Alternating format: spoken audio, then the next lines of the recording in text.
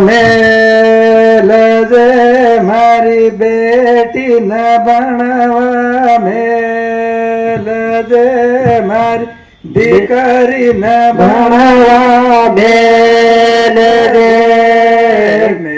जे काका मारा मेल जे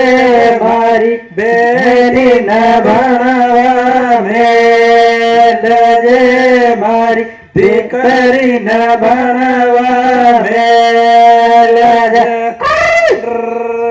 के दीकरी बाहे जाहे मारो परिवार हादर दे मारो परिवार हादर दे बेटी वाणी जाए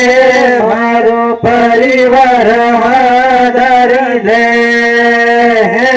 मारो परिवार हादर दे। गीत गाना मतलब हमारे लिए हमारी बहनें गीत गाए ये वो होता है, लेकिन मैं बड़े शौक से इसलिए गाता हूँ कि आज की जो हमारी युवा पीढ़ी है, हमारी युवा बहनें हैं,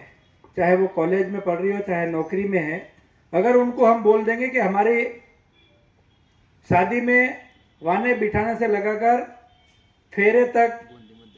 का अगर कोई गाना गाने का बोलेंगे तो उनको नहीं आता है। ये हमारे लिए बड़ी विडंबना की बात है, क्योंकि ये भी एक हमारी संस्कृति का हिस्सा है जिसके लिए हम लड़ रहे हैं, हमको उसके लिए भी लड़ाई लड़ने की आवश्यकता है। इसलिए थोड़ा सा मैं प्रयास करता हूँ। तो आज